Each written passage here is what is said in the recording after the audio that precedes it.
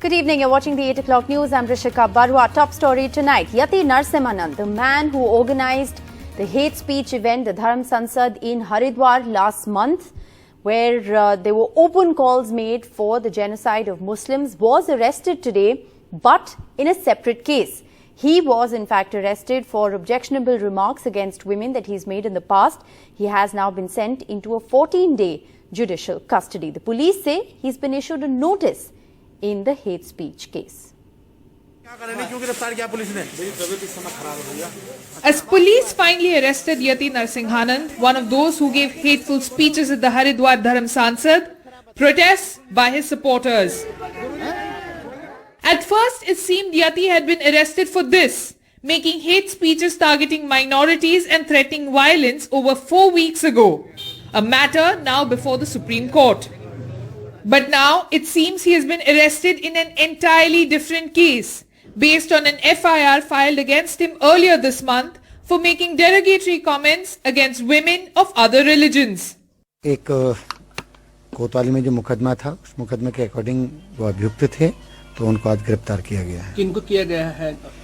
ये जो यति नरसिंहानंद हैं, उनकी गिरफ्तारी। सर, किस मामले में किया गया है? क्योंकि उन पे 2-3 मुकदमे चल रहे थे, तो लगातार ऑफेंस उनका रिपीट हो रहा था, तो इस आधार पे तीसरा मुकदमा जो था, जिसमें एक महिलाओं के खिलाफ कुछ टिप्पणी थी, उस आधार पे उनकी अरेस्टिंग है।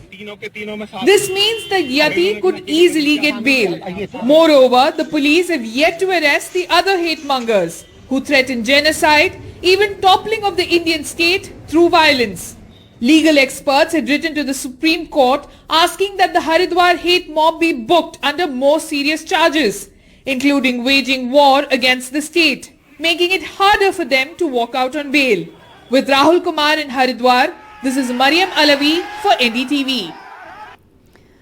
Well, for all those of you who are wondering why Yati Narsinghanand has not been arrested despite his open calls for genocide against Muslims, all of which were, remember, captured on camera. We reported several of those disturbing hate speeches here on NDTV. Take a look at these pictures. These pictures on your screens are now dated December 29th, 2021, when Yati Narsinghanand is seen laughing with the Uttarakhand police when filing a counter FIR, and can even be heard saying, ये तो हमारे पक्ष में है।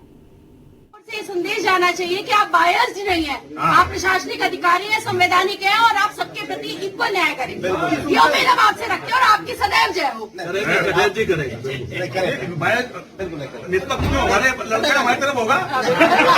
संदेश जाना चाहिए कि आप बायस्ड नहीं हैं, आप प्रशासनिक अधिकारी हैं, संवैधानिक हैं और आप सबके प्रति इक्वल न्याय करें। ये उम्मीद हम आपसे रखते हैं और आपकी सदैव जय हो।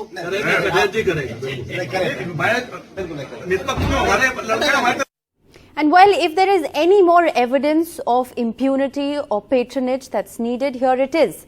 Yati Narsinghanand was also seen threatening the police when they arrested Jitendra Tyagi in the Haridwar hate speech case. Cops can be heard almost pleading with him to accompany them. He's heard here saying, "Tum sab maroge." इतना आपने, लेकिन इन्हीं को गिरफ्तार कर रहे हो? अरे मैंने बता दिया ना, वो लीगल प्रोटोकॉल के अकॉर्डिंग हमें अरेस्टिंग करनी है। एक 3 मुकदमों में वो नेम है, तो हमें एक तीनों के तीनों में साथ हूँ। अरे इन्होंने कहीं अकेले कर ली क्या? स्वामी जी आइए, तो आइए हो जाए। बाकी चीज आप आइए, हम आपके नहीं आने को नहीं करे। वो समझ रहे भाई, वो भी समझ रहे, त्यागी जी समझ, त्यागी जी तो समझ रहे हैं, लेकिन हम तो समझ रहे हैं। हमारे भरोसे कर रहे हैं, आप नहीं जा रही। आप आ जाइए पीछे, हमारी गाड़ी यार, तुम सब मरोगे अपने बच्चों को। चल रहा हूँ। Well, moving on to the other big story we're tracking tonight, there was an armed coup at the Kashmir Press Club, the biggest organization of journalists in the valley. Members who took control did it with the help of armed police personnel. The controversial takeover took place a day after the Jammu and Kashmir government suspended the registration of the club, citing an adverse report by the Criminal Investigation Department of the CID of the Jammu and Kashmir Police. Now, Umar Abdullah, among others, has in fact called this a state-sponsored coup.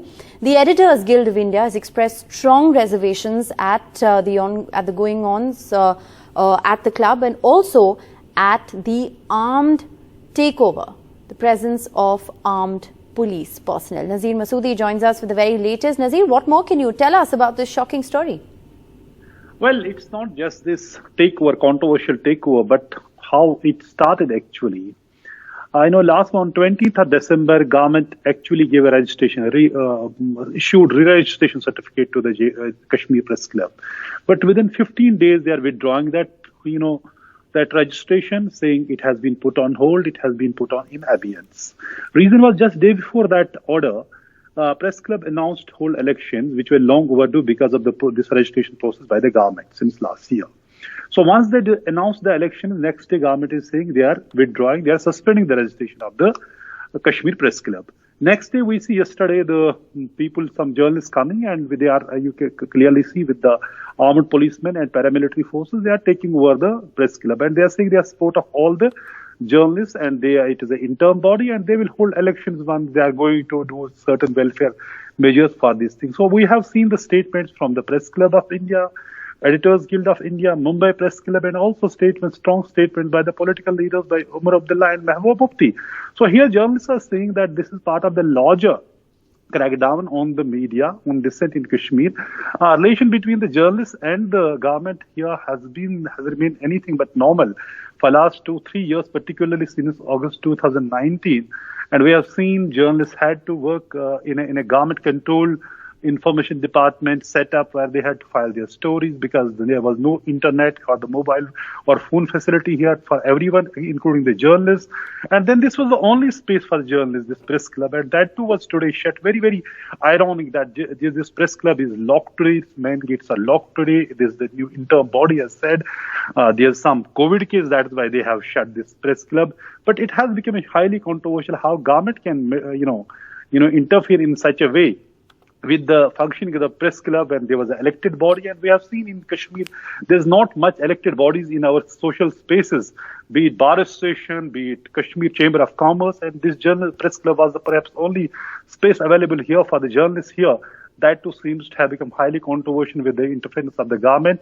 Everybody has actually asked the Lieutenant Governor Manoj Sinha here to intervene, but we see the new body has taken over this group. It was a sort of a coup, and the press club is closed. And it also shows the state of media in Kashmir, which has been going on. There have been warrants against journalists. Many journalists have been arrested. It's not first time. Right. Journalists has been facing such an onslaught, be it militants, journalists and journalism has been at the receiving end, or it is now the governments. Journalism and journalists are at the receiving end. Well, absolutely, Nazir, a sad reflection of our times indeed. Thanks very much for joining us with all those details. Now, just weeks ahead of the election in Punjab, Chief Minister Charanjit Singh Channi's younger brother, Manohar Singh, has declared that he's going to contest the election as an independent from the Basi Pathana constituency. He was denied a ticket from the Congress party, apparently because of the party's one family, one ticket policy. Listen in. ਜਿਹੜੇ ਨਾਲ ਦੇ leader ਹੈ ਇਹਨਾਂ ਨੇ ਮੇਰੀ ticket ਕਟਾਉਣ ਦੀ ਪੂਰੀ ਕੋਸ਼ਿਸ਼ ਕਰੀ ਹੈ ਇਹ ਉਹਦੇ ਨਾਲ ਖੜੇ ਸੀ ਸਿਰਫ ਇੱਕ ਗੱਲ ਕਰਕੇ ਖੜੇ ਸੀ ਕਿ ਇਹਨਾਂ ਨੂੰ ਮਾਊ ਐਮਐਲਏ ਚਾਹੀਦਾ ਆਪਾਂ ਮਾਊ ਬਣ ਕੇ ਨਹੀਂ ਇਹਨਾਂ ਨੂੰ ਸ਼ੇਰ ਬਣ ਕੇ ਟੱਕਰਾਂਗੇ ਜੇ ਇਹਨਾਂ ਨੇ ਕੋਈ ਸਾਡੇ ਇਲਾਕੇ ਵਿੱਚ ਕੋਈ ਐਸੀ ਬੈਂਕੀ ਕਰੀ ਜੇ ਕੋਈ ਇਹਨਾਂ ਇਲਾਕੇ ਵਿੱਚ ਉਹਨਾਂ ਨੇ ਆ ਕੇ ਕਿਹਾ ਅਸੀਂ ਦੂਜਿਆਂ ਦੀ ਮਦਦ ਕਰਨੀ ਹੈ ਇਹਨਾਂ ਦੇ ਇਲਾਕੇ ਵਿੱਚ ਬੜਾਂਗੇ ਤੇ ਇਹਨਾਂ ਨੂੰ ਬਿਠਾਵਾਂਗੇ ਮੈਂ ਤੁਹਾਨੂੰ ਹੁਣ ਦੱਸ ਦਿੰਦਾ ਚਮਚਿਆਂ ਨੇ ਕੁਝ ਨਹੀਂ ਕਰਨਾ ਜੇ ਕੋਈ ਕਰੂਗਾ ਤਾਂ ਆਪਣੇ ਵਾਂਗ ਇੰਡੀਵਿਜੂਅਲ अपना आजाद होके काम करांगे बहुत धन्यवाद. Mohammad Ghazali joins us for the very latest. Ghazali, this is indeed an embarrassment for not just the Congress party but also for Chief Minister Charanjit Singh Channi.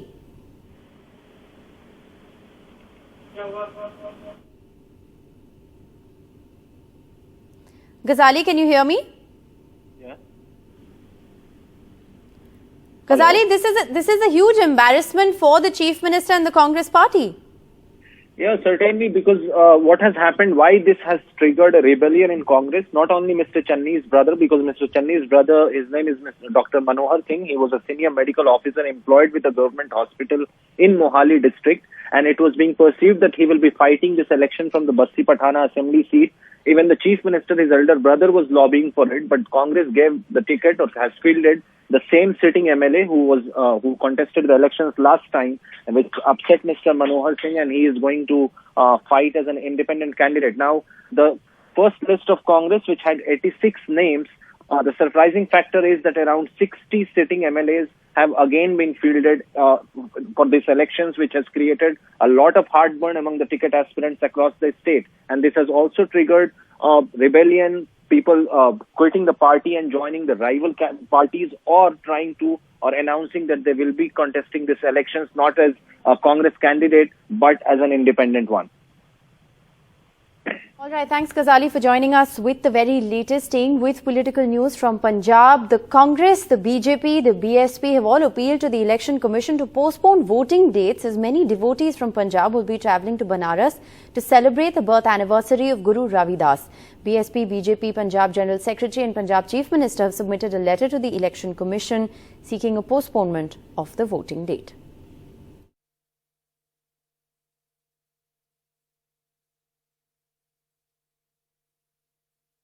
ਜਿਹਦੇ ਚ ਉਹਨਾਂ ਦਾ ਧਿਆਨ ਦਿਵਾਇਆ ਹੈ ਕਿ ਸ਼੍ਰੀ ਗੁਰੂ ਰਵਿਦਾਸ ਜੀ ਮਹਾਰਾਜ ਦਾ ਗੁਰਪੁਰਬ 16 ਫਰਵਰੀ ਨੂੰ ਹੈ ਔਰ ਪੰਜਾਬ ਕਿਉਂਕਿ ਬਹੁਤ ਜ਼ਿਆਦਾ ਪੰਜਾਬ ਦੇ ਜਿਹੜੇ ਲੋਕ ਨੇ ਉਹ ਸ਼੍ਰੀ ਗੁਰੂ ਰਵਿਦਾਸ ਜੀ ਮਹਾਰਾਜ 'ਚ ਸ਼ਰਧਾ ਰੱਖਦੇ ਨੇ, ਉਹਨਾਂ ਦਾ ਗੁਰਪੁਰਬ ਮਨਾਉਂਦੇ ਨੇ ਔਰ ਲੱਖਾਂ ਦੀ ਤਾਦਾਦ ਜਿਹੜੇ ਸ਼ਰਧਾਲੂ ਨੇ ਉਹ ਬਨਾਰਸ ਵੀ ਜਾਂਦੇ ਨੇ ਗੁਰਪੁਰਬ ਮਨਾਉਣ ਲਈ।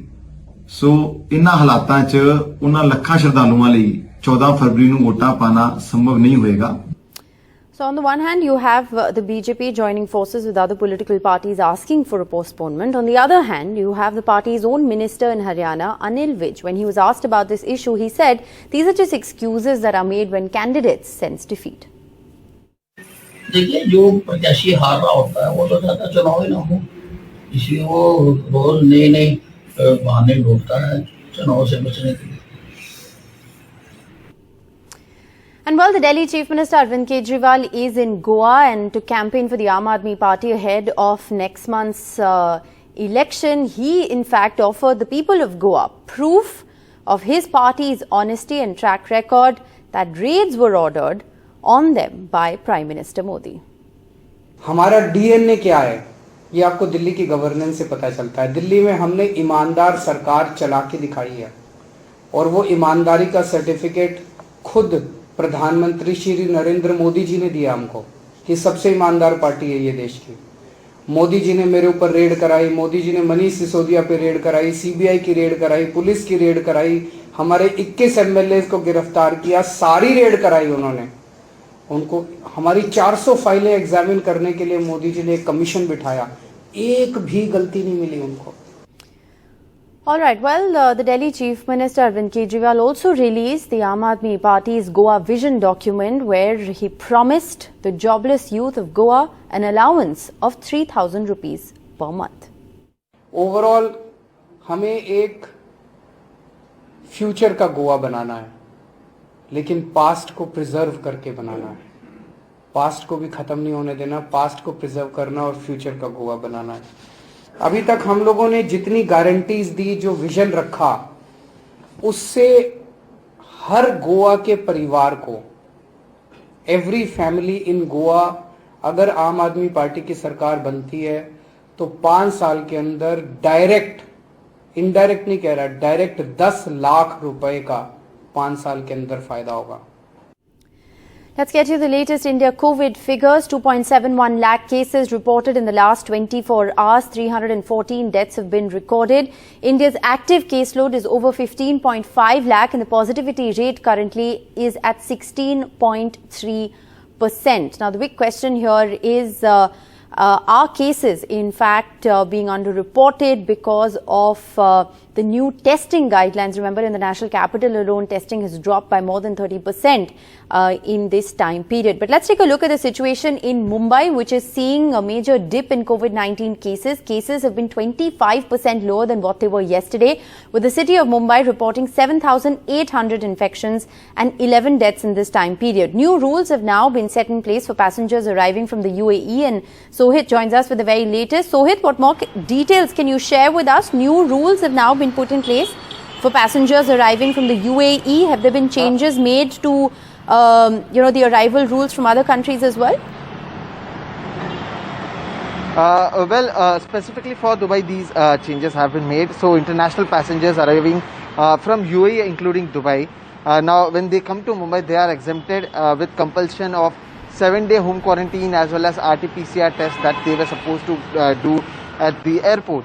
Now when we asked the officials why has this happened, so they said that the earlier decision was taken because many passengers were flying to Mumbai after switching flights from the Dubai airport. Now since the situation is getting better, they have changed this order. The reason being, as you said, that there has been a decline in the COVID cases in this city as well. Today Mumbai recorded 7,895 cases. There have been 11 deaths. But if we compare it with the number of tests done, in fact there has been a rise in the number of tests done in Mumbai, and despite that there has been a decline in cases.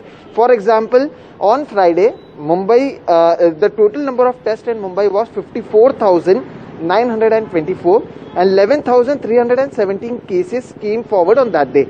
On Saturday, that is yesterday, Mumbai had done a total test of 54,558, in which there were 10,661 positive cases. Today, there were a total of 57,534 cases done in this city. So the number of tests has been increased more than 2,000, but the total positive cases were 7,895. Although there has been 11 deaths in the city as well.